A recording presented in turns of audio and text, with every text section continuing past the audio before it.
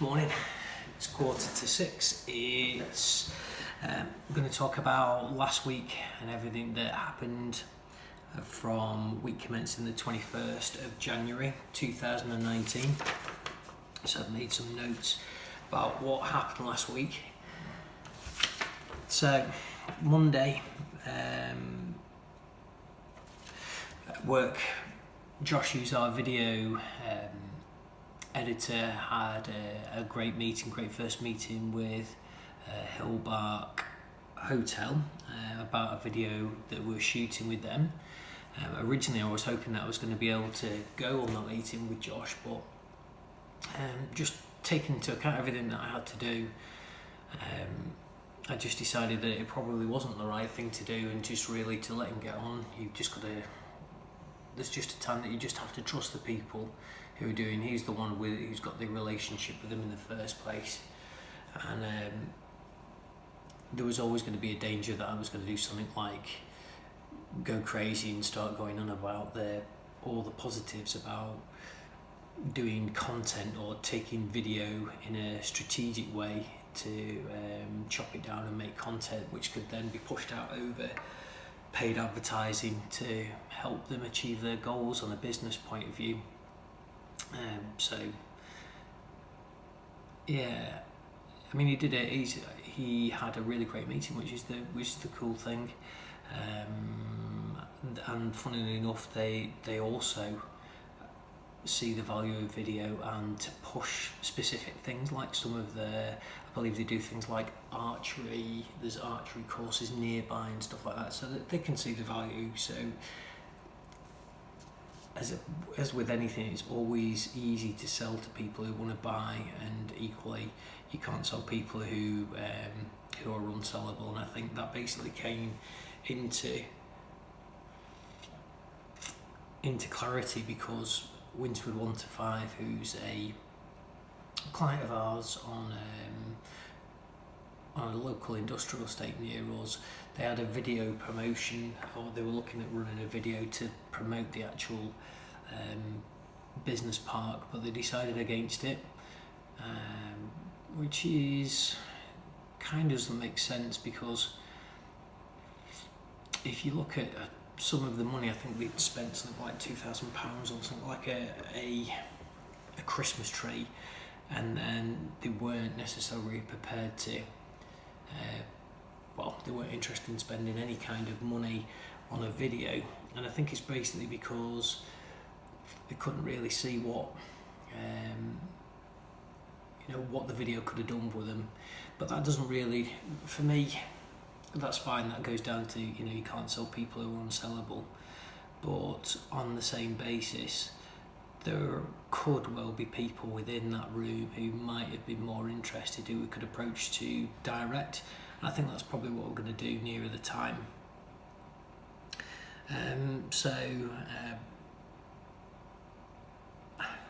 At home, obviously we've got this property deal that we're looking at the moment. We're looking to get a large property outside of around Hertford area. At home, obviously there's a lot of mixed feelings. So when definitely 100% keen on the idea, I'm definitely a lot more reserved, a lot more cautious about it, because obviously I really love the house that we've got. I love everything about it. It's the perfect house for me. Perfect size, it's big but not too big. It's cozy. I literally know everything about this house. I've been in it since it was built, literally seen it before, seen it when it was just a plot of earth, seen everything about it. So it's going to be really, really hard for me to have to say goodbye to this house. It's where the kids have grown up. We've spent something along the lines of about 12 years here, coming up in February, which is apparently it's not the longest. I used to think that people used to change their houses every 10 or about 10 or 15 years, but I think it's a lot more than that. I think it's like the people change their houses every 30 years in the UK, statistically. So, even though it feels like a long time to me, it's not. It's still well below average. So yeah, Mac's definitely not happy about moving. He's my oldest son. And I can't say I blame him really, because at the moment he can walk to school. If he goes to college at St John Dean's, then he can walk to college, and he can walk into town very easily when he goes to the gym. So I think for him it's probably about an independence thing, because obviously this is a lot further away from town. He'd be relying on us for lifts, or he may well have to use his bike or something like that to go and see his friends, which obviously has concerns for me. But I think there's a parallel with the story that my mum and dad told me. So there was a period of time where they were also thinking of moving from the small village that we lived in Lancashire at the time, to moving, so it was a little bit closer to Liverpool where my dad worked. I mean, a lot closer. So he was moving from a little village called Maudsley into a town called Aughton, which is just on the outskirts of Ormskirk. So it would have like cut his daily journey. I mean, I don't even know how long it used to take him to get into work. Probably about over an hour every day, easily. And this would have cut his journey time down in half. And apparently my older brother, he'd literally said, well, you can move, but I'm going to stay in the village, I'm not moving. He was digging his heels and saying that he wouldn't go. And he said that we'd stay with his friends in Maudsley. And I think I remember at the time, I don't think I was particularly keen. I mean, no child really wants to move, certainly to a place where they don't know anyone, because it's quite daunting. You have your friendship groups and what have you, and you don't really want to pull that up and start afresh. It's really, really hard. Well, I think it's really hard. I don't think probably Wen thinks it's really hard, because my wife's certainly moved around a lot more and is quite open to, well, great at making friends, just a great people person. So I don't think it would ever really bother her in the same way, having to move and start all over again. So anyway, bottom line was, my parents didn't move to Alton. They moved to another village called Rufford, which is probably about 5 miles near or something like that. So it did reduce my dad's journey time, but it was still close enough that we were within a commute of where we were before. We could still see our friends in the old village. But the truth of it is, you move to a new place and you make new friends. For where we're moving to, it's slightly different, because it's kind of like in the middle of, I would say it's in the middle of nowhere. So there are no really any direct neighbours at all. So it doesn't really seem to, I can understand that you can't really bob round next door and see your mates, but that's not really how things work for kids these days. Most of the time, certainly Mac and Brody, when they're with the mates, they're with the mates in an online sphere. So they're playing games, whatever it is, Fortnite, and they're online. They've got headphones on and they're chatting to their mates, and that's where they meet up these days, in a virtual world. Nobody really goes round and to people's houses really to play so much anymore. It's literally all about meeting online, when they're playing games and they're playing together. And so for me, we can't make this the same, what you would call as I suppose we've got to be a little bit more selfish about this. And if we do have to move, then we can't let the kids make decisions for us when certainly in 2 years' time for Mac will have finished college, and and then he'll be on to university, and who knows, he might come back and live with us, and by then he's got a car, etc. Brody seems a lot more open to the idea of moving. I think he possibly romanticises about the fact that there's so much land and fields that he could play in if that's what he wanted to. So I think that's possibly what's motivating, and I think he likes the idea of having a room. I haven't really decided who would get rooms in this particular house, if we did get it, of course. So anyway, that's pretty much Monday boxed off. Tuesday was a funny one because it's the first day where there was any kind of snow on the ground. It was definitely very cold, and I was supposed to be meeting up with Nick Brooks, who's my old boss. He also has a connection with me because we have he gave me a business called AQ Water to look after. So we have meetings from time to time, but really we don't really talk very much about water. We just chat about what's going on in our lives. We have similar-ish moans. Obviously, I'm more in a day-to-day activity of business. Nick's sold pretty much his business interests, but he still acts as a consultant, looks after some charities. He's got a charity called Brickworks in Wigan where he lives. So he's still, active, but he is leading a semi-retired life. So he spends a lot of time doing things like bike riding and running. He's a very outdoorsy kind of guy.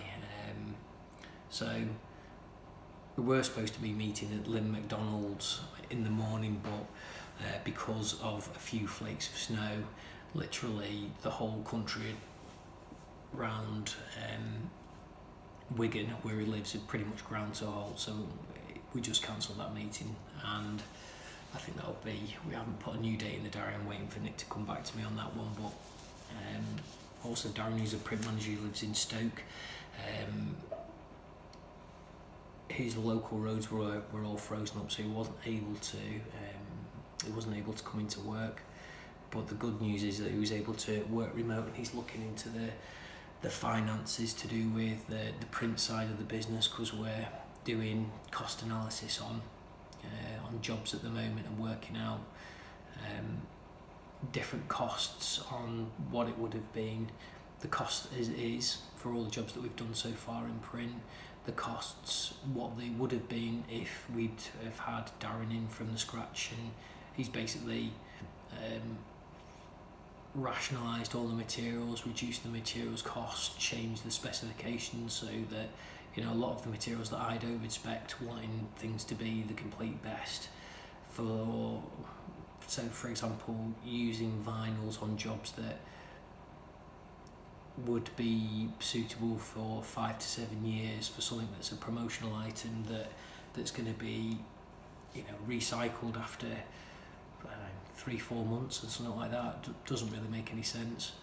So there's obviously a cost saving, and then he was also looking at the cost for what's called a flatbed printer. So a flatbed printer, large format, is something that prints direct onto material substrates, whereas at the moment we have a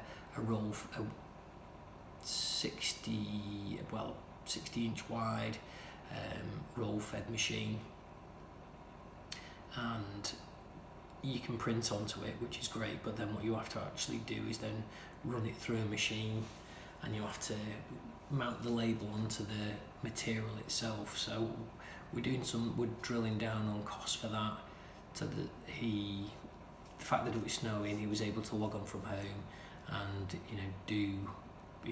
keep doing the work on that, because we're getting to the point where we need to decide whether we're going to invest further money on the print side of things, and invest in something like a flatbed and possibly even a flatbed cutter, and they are the flatbed. I think that we're looking at the an HP flatbed. You're looking somewhere in the region of about £80,000, which is a lot of money, an awful lot of money. And then equally, I think a cutter as well. So that's basically a machine that'll take a flat sheet of material and then cut it all out for you.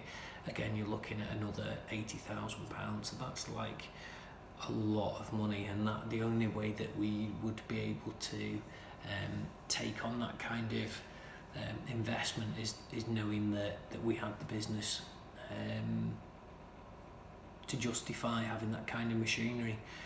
And again, this kind of all boils down to being able to market to people, using the paid online advertising to drive the business as much as anything else. So that's what he's on with. Tuesday, it seems so long ago. Oh yeah, oh my god. Right, so Tuesday's also the day that Chris came in. Chris is the mortgage broker who's looking at trying to get a deal for us for the farm or the property we're looking at. So we had a meeting with him. We went through, printed out the financials for 2018. So he's been able to. We literally went through all the details, and he seems pretty confident that he can get the deals based on like all the figures that we've done in the last 2 years, which is promising. The only thing that he's concerned about is how the surveyors who go out and value the place would look at the house and surrounding area. So you've got a 6-acre plot, you've got a house, and you've also got buildings. So the problem comes is if we came to a position where the bank we couldn't meet the repayments for whatever reason, and the bank had to seize the property and then sell it on, they would have the problem that somebody who wants a house and all that land may not want the business side of things that goes with it. So it really reduces the market for them to be able to get the money back on the property. So that seems to be possibly one of the bigger problems on with this deal.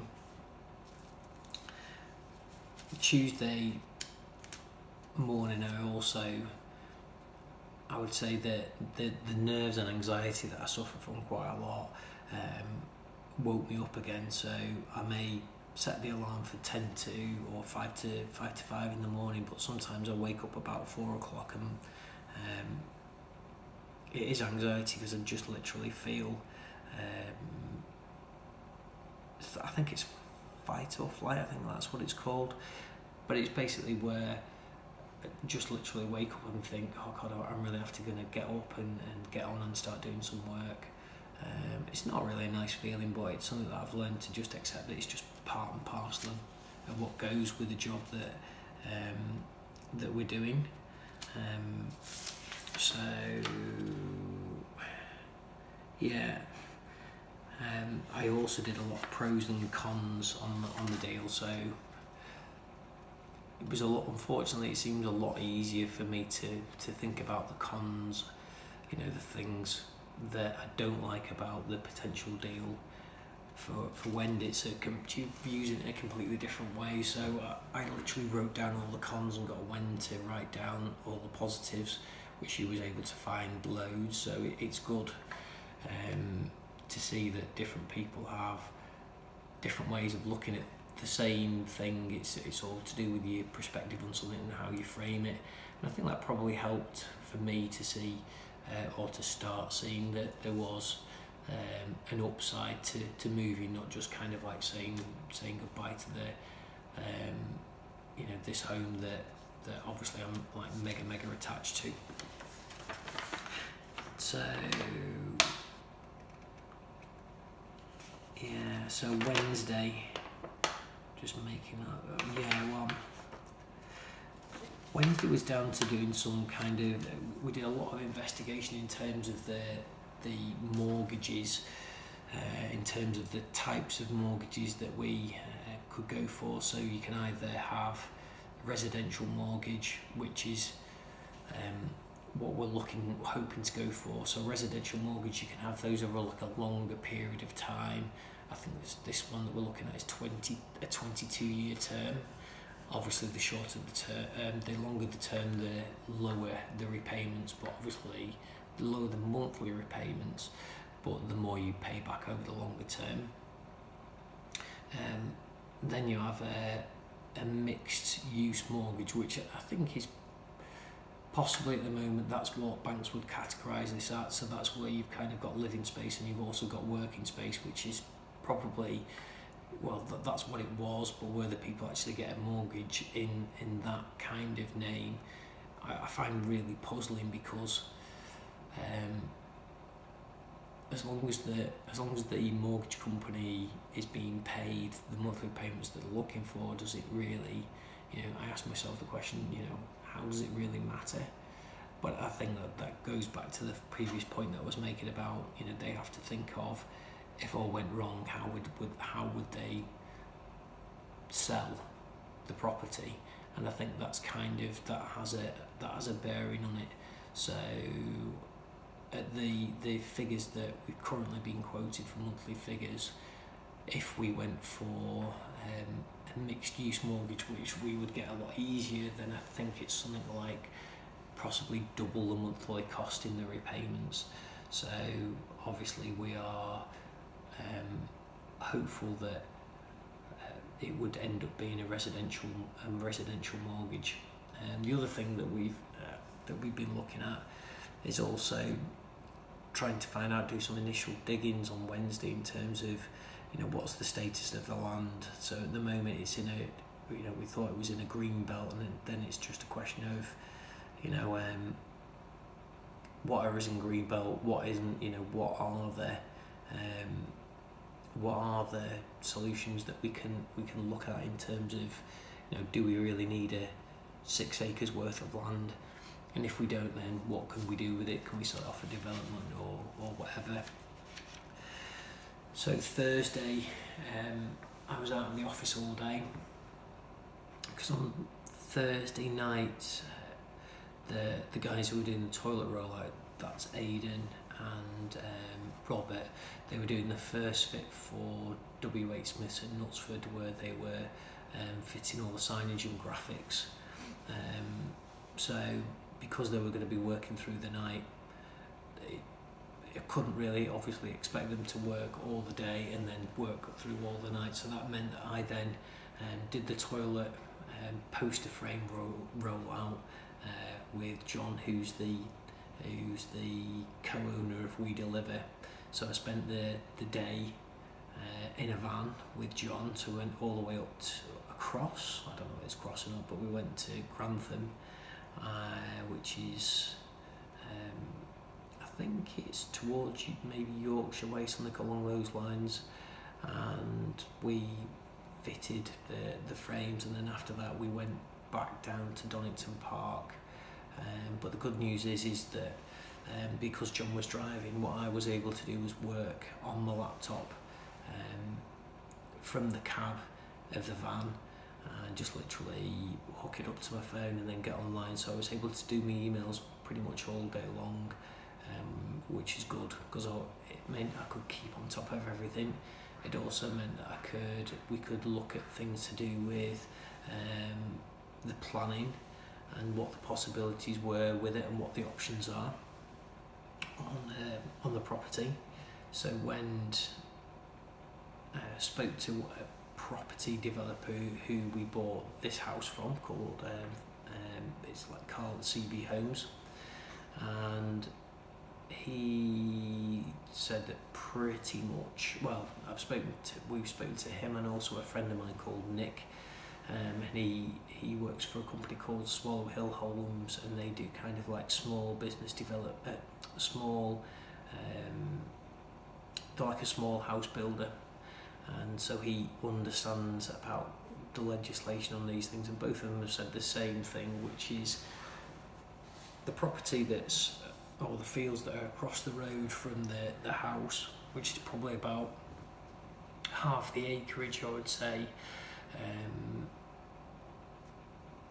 that could, although it's still greenbelt land, it's been marked up that it could be open for further development later on down the line. So, and by that, that's kind of, it could take 15 years or something along those lines. So it's something where the benefit of it, if there was a deal to be done, it's hard. The benefits, it's not something that we could look. If we went through with the deal, it's not something we could get the benefit of. Well, we probably wouldn't benefit of. That's the bottom line. It would probably either be our children or maybe like children's children, but it's still a benefit. So, so then it's a question of what can you do with the land, and the other thing is, we've got a lot of people who work for us. How do we go about addressing the parking situation? Because at the moment we went onto the planning portal on Wednesday night, and we looked at all the plans that had been submitted on the house, and surrounding areas in the business, and looked at all the planning applications, and looked at all the ones that have been approved, looked at all the ones that have been rejected, and then and then that gives us an idea of what we can and can't do going forward. And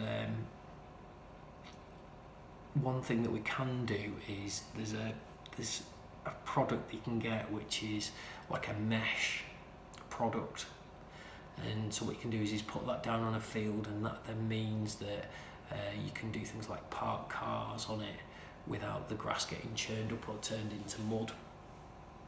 So I'd seen this product, funnily enough, I've actually seen this product myself. There's a pub called the Dun Cow in Knutsford, and I'd seen it in the car park, the overflow car park in there years ago, and I thought, oh wow, this is good. The stuff actually really does work, because the grass can go through. But the great news is that because the grass grows through it, and because the matting can be removed, it actually doesn't need any planning permission. So that means, in theory,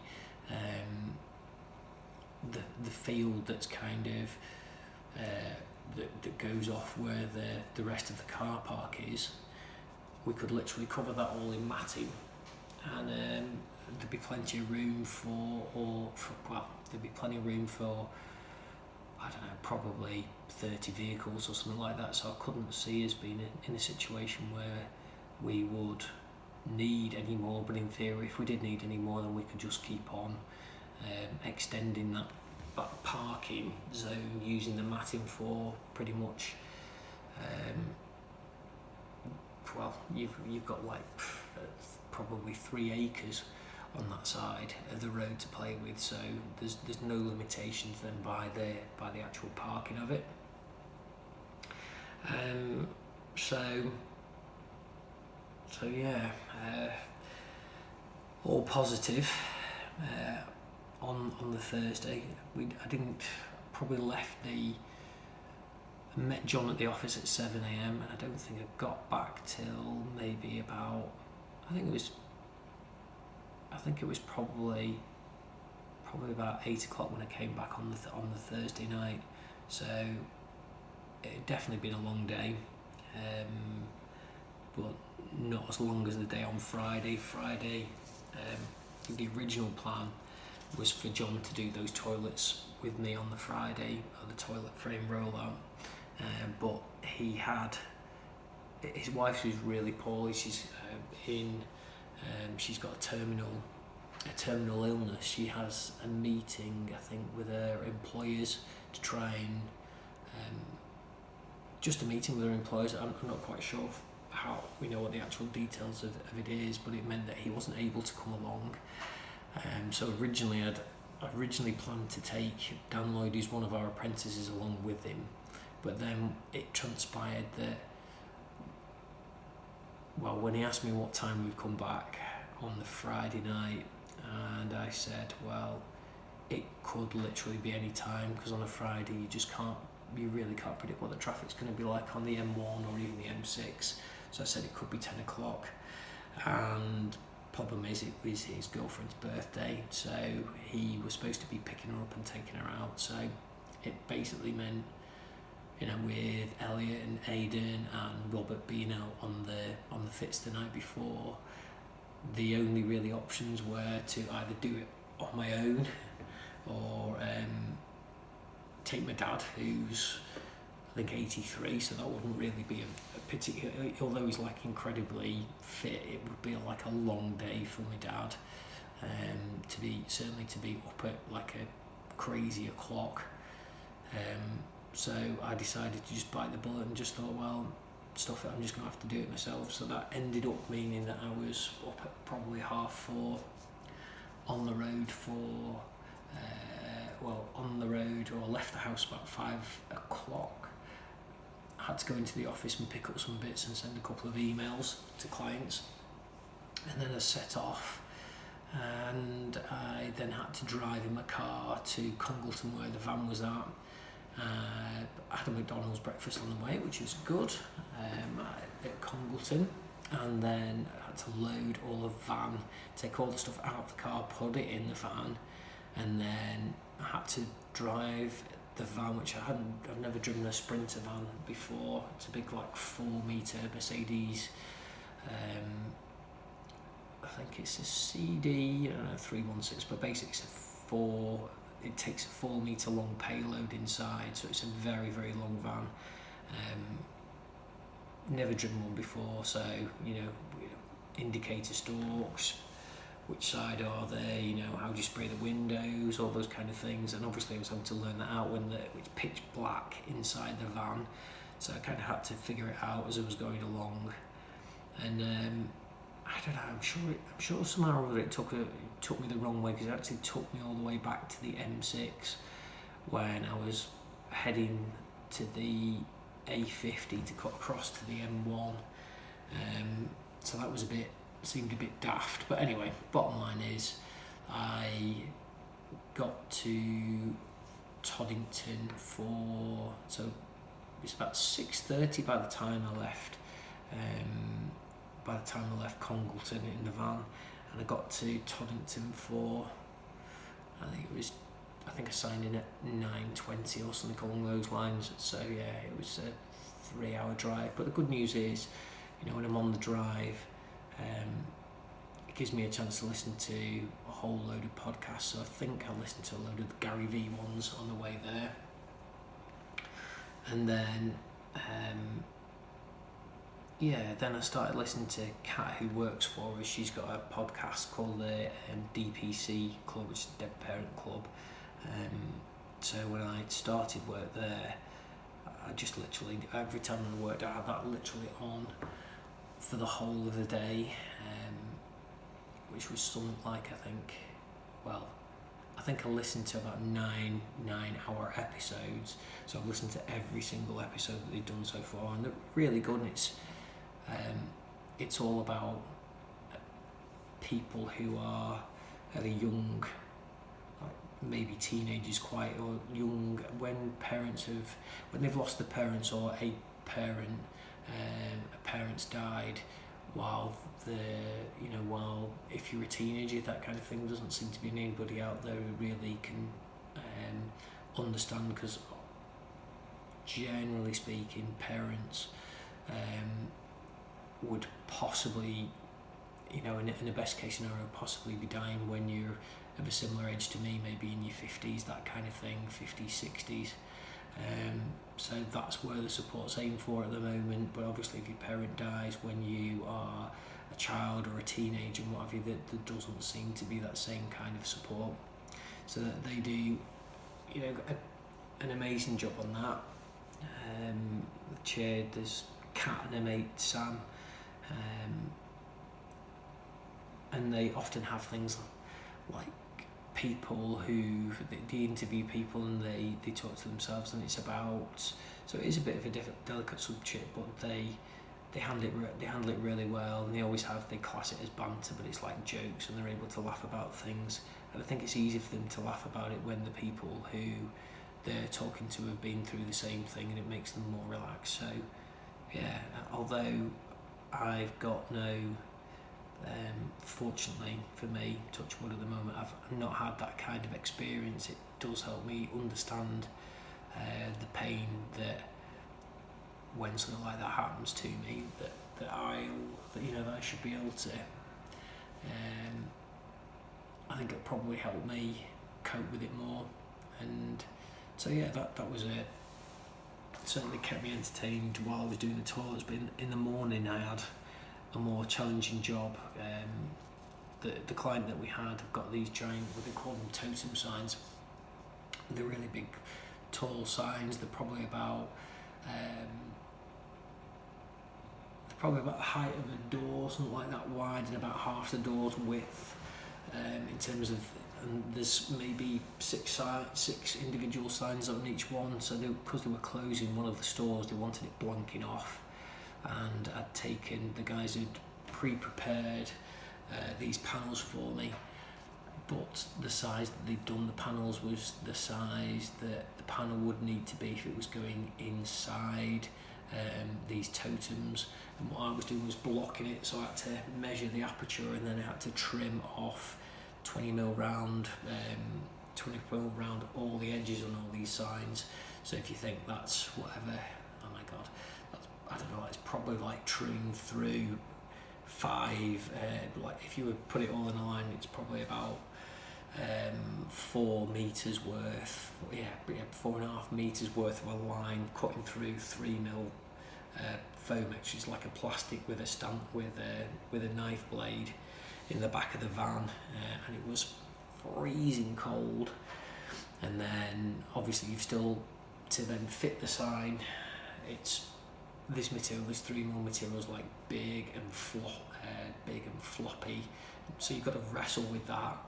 So that was really challenging, really challenging. So it took me literally from half past 9 till probably about 11:45 by the time I packed all that up, because I'd agreed to go, I'd arranged to go across to the other side of the road at Toddington, which is the client's head office, and I had dinner with just a couple of my client contacts, 3 of them, so there's Nisha and Ben and Caroline, so I had something to eat there.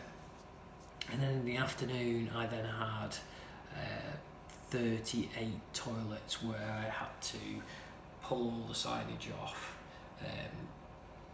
put posters in clip frames on a back wall, pull signage off a door, and then put another sign on the back of that. And it took me from I think it was probably about 1:30, and I finished at 8:30, so it took a long time. And the worst of it was, in the men's toilets, the first 6 toilets that was blocked, and unfortunately while I was on there, the guys who were coming to unblock the toilets with like a long plunger, shall we say, well, you can imagine the smell was, let's just say it was farmyard fresh, but certainly very overpowering, so that literally like knocked me sick. But sometimes you just gotta get on with it. So on the journey back, obviously if you're leaving at 8:30, you'd like to think you were going to get a nice clear run, so I decided I was going up the M1. When I turned on the phone, it was like, oh, you've got a 15-minute delay, and before we'd got to Derby, the motorway, they'd taken it down from 3 lanes to 1, so that held me up by about like 20 minutes where when I was going along. So I was feeling pretty tired at that point, because obviously it was getting, I think it was around midnight when I was coming off the M1 to cut across on the A50. So I decided to stop at Donington Park and have a little bit of a break. Got myself some chocolate pieces and a drink, and then had a quick power nap. So what I would do for that is literally set the countdown timer on my iPhone. So I think I gave myself about 12 minutes, which sounds ridiculous, but if just literally lie down on the bench seat of the van and kind of put my arm over my eyes to block out the light, and then it seems daft, you wouldn't think you'd actually be able to go to sleep, but even if I don't sleep and just have my eyes shut, somehow or other it manages to like refresh you to the point where you're then safe to drive again. So then I had to drive back to Congleton and swap all the rest of the stuff that was in the back of the van into the car, and then drove home. So I didn't get home till 20 to 1 on Saturday morning, was the time that I got back home. And then that was it. One heck of a long draining day, but felt good that literally I'd done it and finished it all on my own. So yeah, pretty proud about that really. Saturday was I had to go into work and unload the van, so unload my car. And while I was in work, Aidan came in, and he's kind of like our sign fitter and installer, and he was doing a job for a client of his, because I know it sounds nutty and what have you, but I actually think it's a really good idea for these guys to have their own business on the side if that's what they want to do, and it just gives them the ability to earn a bit of extra money and probably appreciate how difficult it is to run a business themselves. So I think it's called something like maybe the Beauty, and I know the logo said BP on it, maybe called Cheshire Beauty Products, maybe something along those lines, but it's on London Road.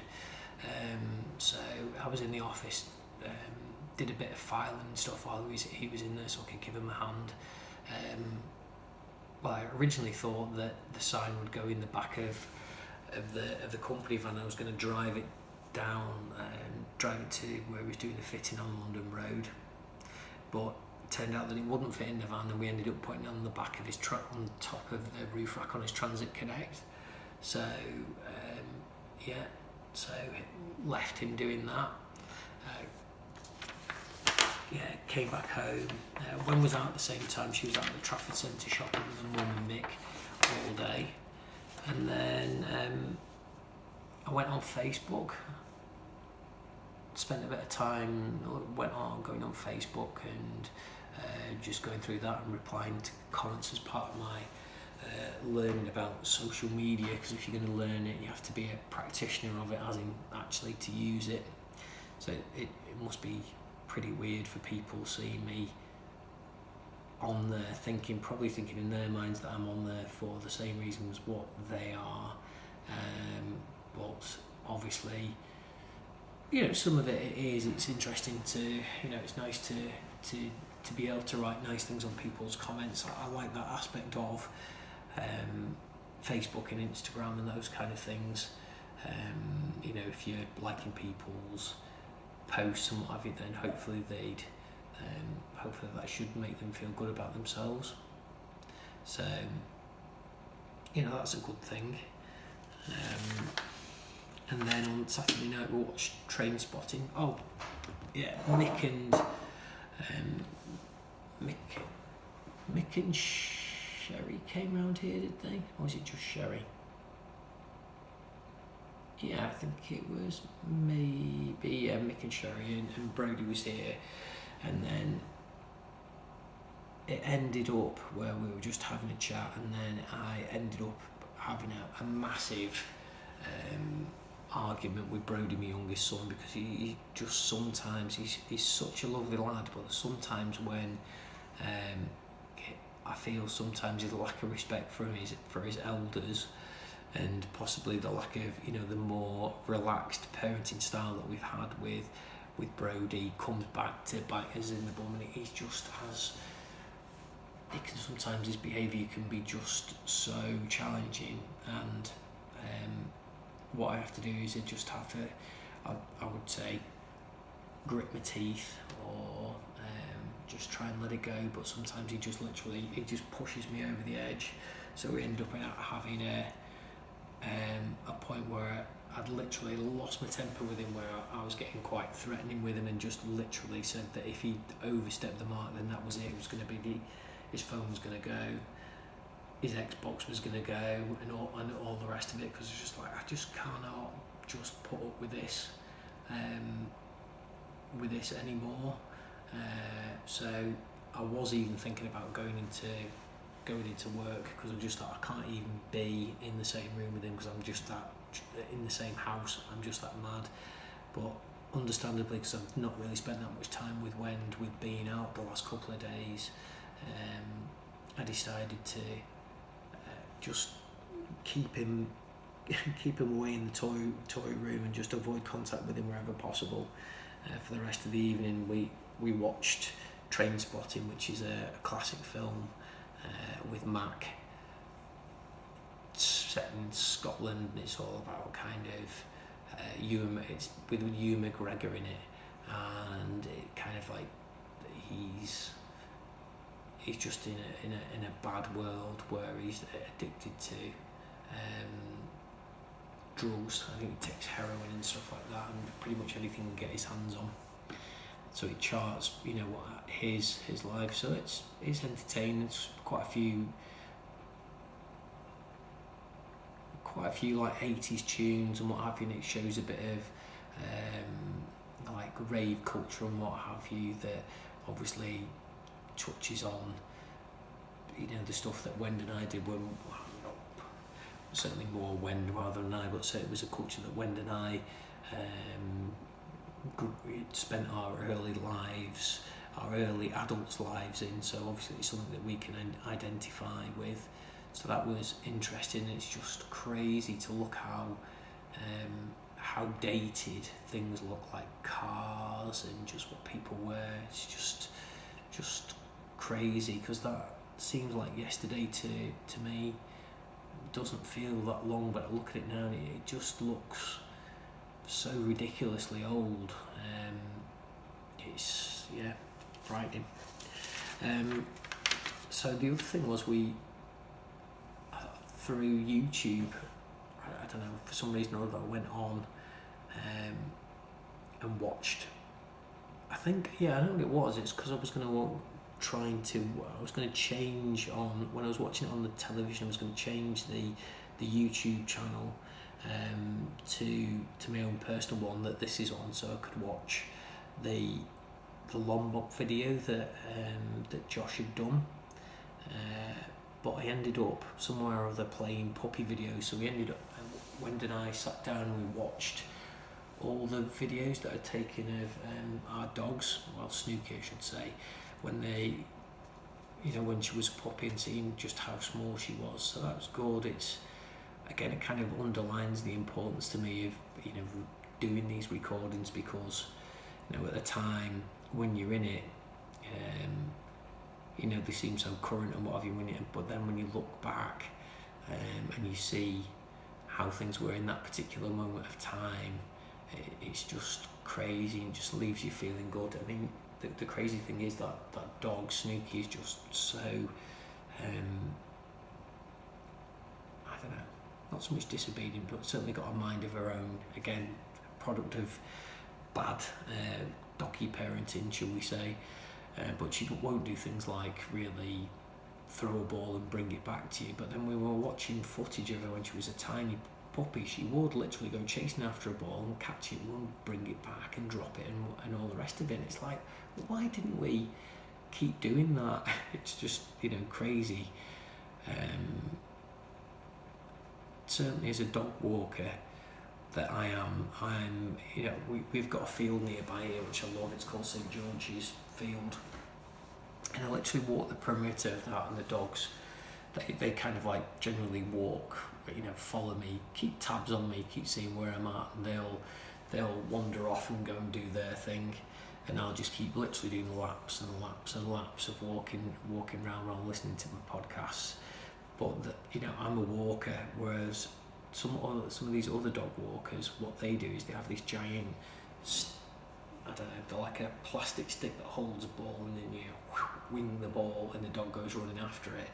And literally our dogs are interested chasing the other dogs. They're not really interested in the ball. I think the only time that I've seen Snooky go for the ball is if she has the ball and the other dogs then try it. It's like a mechanic that our youngest dog Snooky uses to get other dogs to chase her. So yeah, they're not very ball focused dogs. Anyway, so Trainspotting was mega, and you know, watching all those historical videos that got other dogs, it was lovely. It was great to watch those. Sunday, I spent quite a lot of time looking in the morning on looking on my social channels, so that's kind of going on LinkedIn and forwarding some posts and stuff that I saw on there, and just kind of like getting more used to the interface and getting. I'm not actually, I think on Facebook, I think yesterday was the first time I'd actually shared a post. So I went on Instagram, again did some more bits of interactions on that. I also updated my profile picture on Facebook, so there used to be a picture of me and Wen, and I just thought the picture must be, I don't know, maybe 10 years old and what have you. And I just think, well, you know, that's not the person who I am today. And I think at the time on Facebook I used to maybe have the picture of myself and Wen as some kind of, now I can say probably used it as some kind of emotional crutch, like kind of like using Wen as some kind of trophy of like, well, you know, look at this kind of like bald guy with big ears and all the rest of it, and all your insecurities, and then going, but you know, I've still got this like really hot wife, whatever you want to call it, or girlfriend. And it was kind of like, seemed to be, I think probably at the time I was doing it, felt almost like some kind of status or validation that I was doing something right. Whereas now I think I probably feel a little bit more confident and in myself, and just, you know, I am who I am. So, you know, I've realised that although I'm not the kind of person who sits and would look at himself in a mirror, you know, the person who people see when they're looking at me is what they see every day. And generally speaking, people don't seem to be physically repulsed from what I've seen, or certainly not to be faced. So it's just kind of like, well, you know, that's what I look like, kind of thing. So try to find a nice picture. The weird thing is, because I don't take, I never take selfies. It's just not the kind of thing that I do, or even pictures of myself. So fortunately for me, I had Wen's pictures that she has on her iPhone, so I went through those and found there was a nice picture when we went to Albert Shed last year in Manchester, and I literally uploaded that, and that was quite nice because Gavin Faulkner, who somebody used to work with when I was at Casper, he commented on it and said something like, "Oh, you're looking well," or something along those lines.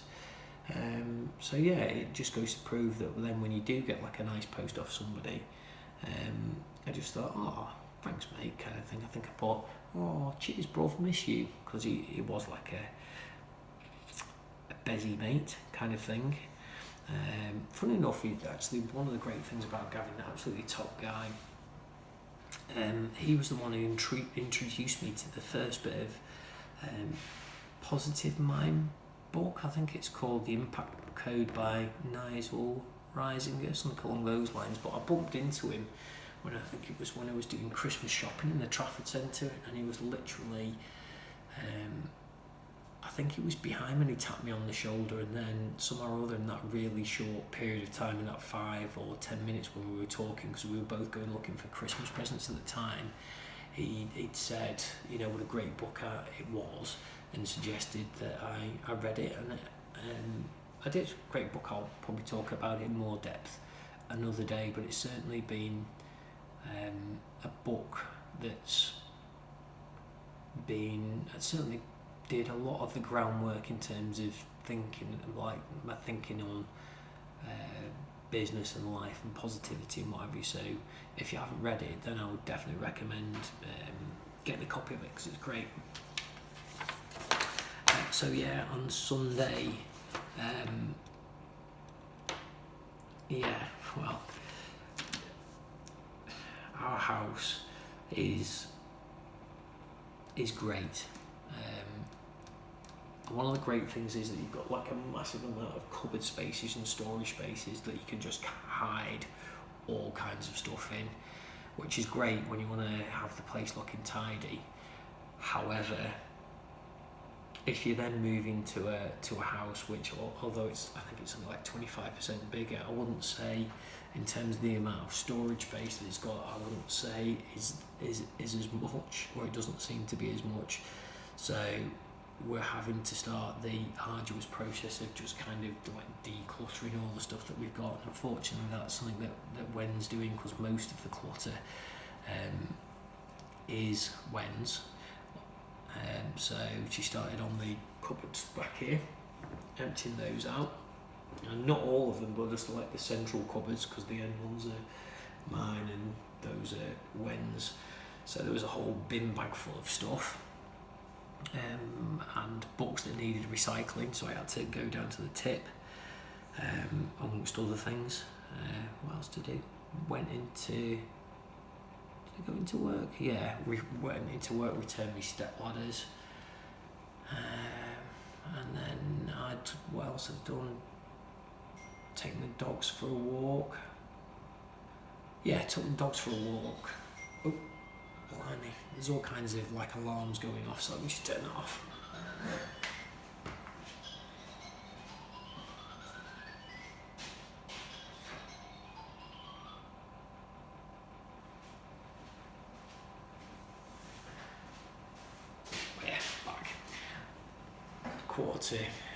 Quarter to 7. I hadn't realised just how much time had gone on. I've actually got to go back now into dad mode, because Wen's not feeling too good today, so I think she's going to need a bit more sleep, so I need to get the kids up.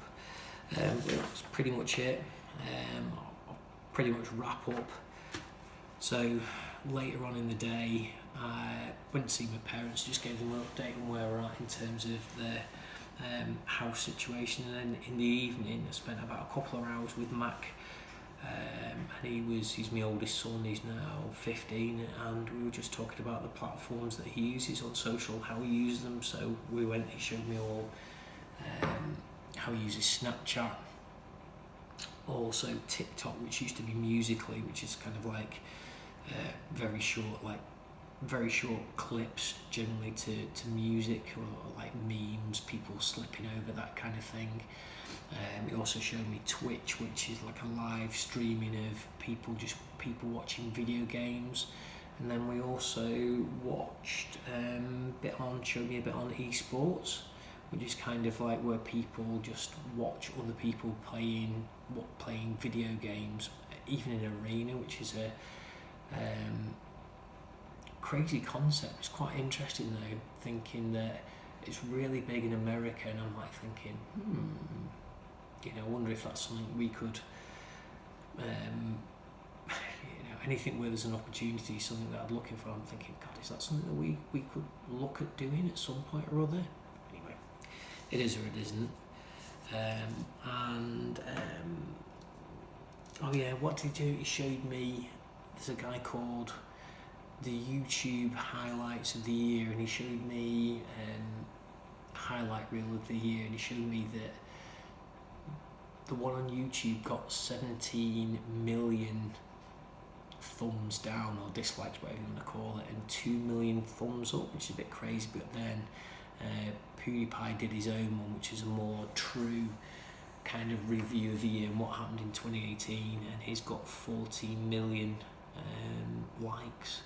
So yeah, just kind of like early research for me in terms of you know, social media culture and what have you. So much to learn. I generally don't see how people have the time to do it, and I can certainly understand that, you know, the thing that, you know, where do people find the time? And I'd say probably out of anything, I would imagine probably by not watching as much television. That probably does make me, underlines the importance of advertising, but certainly advertising that's seen on mobiles. So yeah, definitely food for thought. Anyway, time for me to go and get the kids up now, so till next week.